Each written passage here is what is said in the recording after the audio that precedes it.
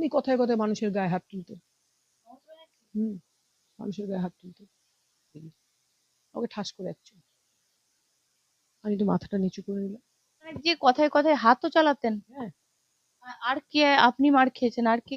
বলল, দিদি আমি সোনালী, তুমি যাকে মোটি বলে ডাকতো, তবে তুমি যা শিখিয়েছিলে, তুমি একজন ব্যর্থ মুখ্যমন্ত্রী, তোমাকে আর দরকার নেই বাবা, তুমি এখন অবাঞ্ছিত। পথে নামুক না। মানে একজন প্রাক্তন মুখ্যমন্ত্রী ছিলেন তো, এখন তিনি বহিষ্কৃত হয়ে গেছে, তাকে তো মানে কি বলবো আর, পেপারে ভেসে থাকার জন্য তো মানে কাউকে দিয়ে কাউকে নিয়ে মিছিল করতে হচ্ছে। মানে আর কোনোদিন জিততে পারবে না রাজনীতিতে? মমতা বন্দ্যোপাধ্যায়ের চ্যাপ্টার ক্লোজ? ক্লোজ, একদম ক্লোজ। ওটা আপনি বলছেন? হ্যাঁ, একদম ক্লোজ। কিন্তু চার্টার ফ্লাইট তো দূরের কথা, ফ্লাইটে চড়ার সামর্থ্য এখন আমার স্বামী নেই।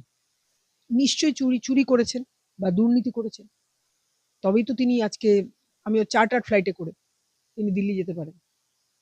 চার্টার ফ্লাইটের ভাড়া কত আমি জানি না, কিন্তু অভিষেক বন্দ্যোপাধ্যায়ের বাবা কিন্তু প্রথম থেকেই তার কালীঘাট পটুয়াপাড়ার মোড়ে একটা অভিষেক হার্ডওয়্যার বলে একটা দোকান ছিল। কি হয়নি? এই নীল সাদা রংগুলো কি ওখান থেকে? বোধ হয়, বোধ হয় মানে ওনারাই সাপ্লায়ার? সাপ্লাই। অভিষেক ব্যানার্জির বাড়িতে এসকালেটর আছে, এটা তুমি জানো অন্তত। 60 লক্ষ টাকা দিয়ে কাচের সিঁড়ি করা হয়েছে। যাদের কায়েমি স্বার্থ আছে তারাই থেকে গেলেন, আর যাদের কায়েমি স্বার্থ আমার মতোই, যারা দীর্ঘদিন নেগলেক্টেড হয়েছে, তারা কিন্তু ফিরহাদ হাকিম কি করে নেগলেক্ট হয়েছে? তাকে তো মেয়র পদে বসিয়ে দিয়েছিল। এখন বোধহয় তার মেয়রের থেকেও আর কিছু দরকার। মমতা বন্দ্যোপাধ্যায়ের পতন কেন হলো? মমতা বন্দ্যোপাধ্যায় কেন পতন হলো এই মুহূর্তে দাঁড়িয়ে এটা সবাই প্রশ্ন খোঁজার চেষ্টা করছে। কিন্তু পতন তো হয়েছে ঠিকই, কিন্তু মমতা বন্দ্যোপাধ্যায়ের একের পর এক হাত ছাড়ছে সবাই কেন? এটাও তো একটা বড় প্রশ্ন। সেই জায়গায় সেই অবস্থায় দাঁড়িয়ে অভিষেক বন্দ্যোপাধ্যায়কে দেখা যাচ্ছে চ্যাটার্ড প্লেনে করে তিনি যাচ্ছেন দিল্লি। এত টাকা, অনেকেই প্রশ্ন তুলেছেন কি করে আসে। এখন পার্টি ক্ষমতায় নেই, কি করে আসে? আমার সঙ্গে রয়েছেন সোনালী গুহ, বিজেপি নেত্রী, কথা বলবো। দিদি কি বলবেন? দেখো, একটু পিছনের দিকে যেতে হয়। মমতা দিকে আমি এবং আজকে অর্ঘ্য রায় প্রধান আমার সঙ্গে দেখা করতে এসেছেন সুদূর কুচবিহার থেকে, জীবনেও কখনো হাতে টাকা নিতে দেখি। এখন অভিষেক বন্দ্যোপাধ্যায়ের, আমার এই বাড়িতে তুমি আগেও এসছো, এই বাড়িটা আগের মতোই আছে। চার্টার ফ্লাইট তো দূরের কথা, এখন আমরা যেতে হলে আমরা ট্রেনে, বাসে বা নিজের গাড়ি আছে তাতে অ্যাভেল করতে পারি। কিন্তু চার্টার ফ্লাইট তো দূরের কথা, ফ্লাইটে চড়ার সামর্থ্য এখন আমার স্বামী নেই। হয়তো আমি বায়না করলে বা আবদার করলে তিনি হয়তো আমাকে ফ্লাইটে চড়িয়ে দেবেন, কিন্তু চার্টার ফ্লাইট তো আমরা ভাবতেও পারি না। এখন সাধারণের মতো আমারও তাহলে কাছে অভিষেক কি করে? আপনি তো তার থেকে বড় নেত্রী ছিলেন, তার থেকে বড় ডেপুটি স্পিকার ছিলেন, তাহলে কি করে অভিষেক করলো? নিশ্চয়ই চুরি করেছেন বা দুর্নীতি করেছেন, প্রাতিষ্ঠানিক দুর্নীতি হয়েছে, তবেই তো তিনি আজকে, আমি চার্টার ফ্লাইটে করে তিনি দিল্লি যেতে পারেন। চার্টার ফ্লাইটের ভাড়া কত আমি জানি না। দিদি, অভিষেক, মমতা বন্দ্যোপাধ্যায় বলেন টালির চাল, তাহলে অভিষেকের এত লাইফস্টাইল কিসের? মানে এই এখনো পর্যন্ত যেভাবে বেশভূষা, এই চ্যাটার্ড ফ্লাইট। দেখো, চুরি না করলে তো বেশভূষা করা যায় না, বা এত ল্যাভিশলি লাইফটা লিড করা যায় না। আমাকে আমার স্বামী, এই ওয়ার্ডেরই এক্স কাউন্সিলর পার্থ বসু বলছে যে চুরির টাকা আমাদের দরকার নেই। আমি তাই ডিফার করলাম। আমি বলেছিলাম তো, এক সেকেন্ড আগে আমি বলেছিলাম যে আমি চাইবো টাকা, কিন্তু স্বামী তো আমার, মানে কি বলবো, লাইফ লাইন। আমি স্বামীকে মান্যতা দিয়েই বলছি চুরির টাকা আমাদের দরকার নেই, ভালো আছে। না, আমি বলছি কেন পতন হলো মমতা বন্দ্যোপাধ্যায়? প্রাতিষ্ঠানিক দুর্নীতি, দুর্নীতি এমন রন্ধ্রে রন্ধ্রে যে আজকে সব থেকে কাছের এমপিরাও তাকে ছেড়ে চলে যাচ্ছে। কেন যাচ্ছে এই কাকুলি ঘোষ দস্তিদার, আরো সব শতাব্দী রায়, তার কাছের সুদীপ বন্দ্যোপাধ্যায়, এরা কেন ছেড়ে চলে যাচ্ছে? সেটা যারা ছেড়ে যাচ্ছে তারা বলতে পারে, কিন্তু আমি তো 2021-এই মমতা দিকে চাই, মমতা দিয়ে আমাকে ছেড়ে দিয়েছে। না, আমি বলছি এরা এরা তো ছিল এতদিন মমতা বন্দ্যোপাধ্যায়ের সাথে, কেন হঠাৎ চলে যাচ্ছে? এরা নিশ্চয়ই বুঝতে পেরেছে যে মমতা, ওই যে আবার বললাম, আমরা, আমি বলো বা আমাদের সময়কার যারা এমএলএরা ছিলাম, যারা দল থেকে মন থেকে তৃণমূলটা করতাম, তারা কেউ কিন্তু দিদিকে হাতে করে কখনো টাকা নিতে দেখি। আর সুদীপ বন্দ্যোপাধ্যায় কথা যদি বলো, সুদীপ বন্দ্যোপাধ্যায় যতদিন ছিলেন ততদিন কিন্তু তিনি মমতাদিকে মানে প্রাক্তন মুখ্যমন্ত্রী বা বহিষ্কৃত মুখ্যমন্ত্রীকে তিনি কিন্তু কমফোর্ট দিয়ে গেছেন। দিদি আর একটা জিনিস আমি জিজ্ঞাসা করবো, এই তৃণমূলের অ্যাকাউন্টে কোটি কোটি টাকা ইতিমধ্যে সবাই বলছে এগুলো বেআইনি লেনদেন হয়েছে, বেআইনি। সেটা তো আমি লেনদেনের সঙ্গে তুমি জানো ভালোভাবে, আমি জড়িত ছিলাম না, আমি বলতে পারবো না। কিন্তু এদের এত টাকা কোথা থেকে এলো? সেটা যারা নিয়েছে, যারা পুরো দিয়েছে, পশ্চিমবঙ্গটা লুট করেছে। পুরো পশ্চিমবঙ্গটা লুট করেছে। মমতাদির আর আগের ফেস নেই, মানুষ মমতাদির সঙ্গে নেই কেন? হঠাৎ মানুষ ছেড়ে দিল? সোনালী গুহ আগে ছেড়ে দিয়েছিল, কিন্তু মানুষও কেন ছেড়ে দিল? দেখো, মমতাদি একসময় বলতেন, হুম। আমাকে বলতেন আর কি, যে আমাকে ভালোবেসে মমতাদি মুটি বলে ডাকতে, আমি তো মোটা সোটা, বলতেন কিরে মুটি, তোর মুখটা তো ভার কেন? আমি বলছি দিদি, ও না আমাকে আর পাত্তা দিচ্ছে না, তুই ওকে পাত্তা দিবি, ইগনোর কর, ignorance is the best policy. এখন তো বাংলার মানুষ মমতাদিকে ইগনোর করে দিচ্ছে। মমতাদি কিন্তু এখন আর প্রাক্তন নন, মমতাদি এখন বহিষ্কৃত মুখ্যমন্ত্রী। আজকের দিনটা দেখে আপনার ভালো লাগছে? না, না, আর তবে কিন্তু এটা হওয়ারই ছিল, এটা হওয়ারই ছিল। মানে উনার কীর্তি, মানে উনার কর্মের ফল উনি পেয়েছেন। পেয়েছেন, হ্যাঁ। এই যে ভাইপোকে মাথায় তুলে রাখা, তার জন্য তো আপনাকেও তো সরিয়ে দিয়েছে ভাইপোকে। মমতাদি আমাকে সরিয়েছে, ভাইপো তো আমার কাছে ছোট, আমার সন্তানের মতো। ভাইপো একবার আমাকে বলল, তখন আমি তৃণমূল করতাম, যে সোনালী পিসি, তুমি রাত্রে থাকতে পারছো না, দিদিকে বলো, একটা প্রোগ্রাম ছিল তৃণমূল কংগ্রেসে। বললাম হ্যাঁ বাবু, আমার শরীরটা তো ভালো না। তখন আমার মাথার উপরে সাতগাছিয়া কেন্দ্রে শওকত মোল্লাকে বসিয়ে দেওয়া হয়েছে অবজারভার করে। তখন বলল, আমি বললাম হ্যাঁ বাবা, আমার শরীরটা ভালো না, আর বাচ্চাটাও ছোট। ভাইপো আমাকে বলছেন, ও তোমার বাচ্চা ছোট, তাহলে তুমি রেস্ট নাও। তখন আমি বললাম, আমি ওয়াই ক্যাটাগরি সিকিউরিটি, দুজন সিকিউরিটি আমার ছিলেন, মানে গত কয়েকদিন আগেও মুসলমান সিকিউরিটি ভাই সে এসেছিল, মোক্তার, সে গাড়িতে বসেছিল। আমি তখন কাঁদতে কাঁদতে সে মোক্তারকে বললাম, মোক্তার দেখো, অভিষেক আমাকে বলছে তুমি রেস্ট নাও। মুক্তা বললো, দিদি আপনি বোধহয় ভুল শুনেছেন। তখন আমি বললাম, আমার চোখটা খারাপ, কানটা খারাপ, সত্যি তো আমাকে রেস্টে পাঠিয়ে দেবে, কিন্তু আমাকে অভিষেক রেস্টে পাঠাননি, আমাকে রেস্টে পাঠিয়েছে মমতাদি স্বয়ং। এত এতদিন যাদেরকে কাছে রাখলেন, যাদের সঙ্গে রাখলেন, তারাও তো সব সরে গেল। মানে কেন? মমতা বন্দ্যোপাধ্যায়ের ব্যবহার কেমন করতো দিদি? দেখো, সবাই এখন বলবেন যে তাদের সঙ্গে খারাপ ব্যবহার হচ্ছে। দিদি is a rough attitude man, মানে ম্যান না তো, ও ম্যান, উনি খুব রাফ ছিলেন। উনি কথায় কথায় মানুষের গায়ে হাত তুলতেন। হুম, মানুষের গায়ে হাত তুলতেন। আমার মনে আছে একবার কংগ্রেসের বন, ওনার পরিবারেরই একজন আছেন বামপন্থী মাইন্ডের, হতেই পারে, তার বোনেরা ডাইরেক্ট কংগ্রেসের মিছিলে ঢিল ছুটছে। আমাকে বলছে তোর লেগেছে? আমি বললাম, না দিদি, আমাকে ঠাস করে একচুল। আমি তো মাথাটা নিচু করে নিলাম। তখন যার বোনেরা ছুঁড়েছে সে অবাক, বলছে দিদি, আমার বোনেরাই তো কংগ্রেসের মিছিলে মানে ঢিল ছুঁড়েছে। আমি বললাম, তোরা তাহলে প্রতিবাদ করলি না কেন? বলে, প্রতিবাদ করার আমাদের সাহস নেই। মমতা ব্যানার্জি কথায় কথায় হাতও চালাতেন। হ্যাঁ, আর কে? আপনি মার খেয়েছেন, আর কে? তো আগে দেখো, আমার আগে তো কৃষ্ণা চক্রবর্তী ছিলেন, তিনিও মার মার খেয়ে থাকবেন। মার খাওয়াটা তো খুব একটা গর্বের বিষয় না। তবে আমি কিন্তু মমতাদিকে, আজকে যদি তুমি মমতাদিকে নিয়ে আসো আমার কাছে, আমার হয়তো দুঃখটা চোখের জল পড়বে, আমি মমতাদির পায়ে হাত দিয়ে নমস্কার করবো, বলবো দিদি, আমি সোনালী, তুই একে মোটি বলে ডাকতো, তবে তুমি যা শিখিয়েছিলে, তুমি একজন ব্যর্থ মুখ্যমন্ত্রী, তোমাকে আর দরকার নেই বাংলা, তুমি এখন অবাঞ্ছিত। আপনি বলেছিলেন ভবানীপুরে হারবে মমতা, সেটাই তো হলো। নিশ্চয়ই, আমি তো ভবানীপুরে প্রচারে গেছিলাম, কাঁথিতেও প্রচারে গেছিলাম। আমি শুভেন্দু অধিকারীকে বলেছিলাম ভবানীপুরে প্রচারে গিয়ে, যে শুভেন্দু তুমি কিন্তু জিতছো। তখন শুভেন্দু হাসতে হাসতে বলছে, দিদি জেতাবেন তো আপনি, বলে নিজের কাঁধের উত্তরীয়টা আমাকে পরিয়ে দিয়েছে। আচ্ছা দিদি, একটা জিনিস, এই যে মমতা বন্দ্যোপাধ্যায় মুখ্যমন্ত্রী হওয়ার পর এত অহংকারী, শুভেন্দু অধিকারীর সঙ্গে কি পার্থক্য পান এখন যে শুভেন্দু অধিকারী মুখ্যমন্ত্রী হয়েছেন, মানুষকে জড়িয়ে ধরছেন? দেখো, এরকম তো মমতাদিও অনেক করেছে, তবে শুভেন্দুর সঙ্গে বেসিক একটা ডিফারেন্স হচ্ছে, শুভেন্দু তো ছাত্র আন্দোলন করেছে, মমতাদি অবশ্যই ছাত্র আন্দোলন করে উঠেছে। আর কাউকে এই বাংলার রাজনীতিতে যারা এখন ভেসে থাকা এক একটা নাম, তাদের কিন্তু কোনো ছাত্র আন্দোলনের ইতিহাস নেই। লাইক ভাইপো, মানে অভিষেক, তার কিন্তু কোনো ছাত্র আন্দোলনের ইতিহাস নেই। মমতাদির আন্দোলন, মমতাদি মানে একটা আন্দোলন, মমতাদি মানে একটা লড়াই, মমতাদি। সায়নী ঘোষও ছেড়ে চলে গেলেন দিদি। দেখো, এরা তো সুখের পায়রা, এরা সুখের দিনে আসে।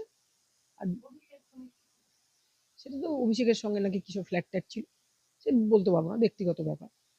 আর সুখের দিনে আসে আর সুখের দিনে চলে যায়।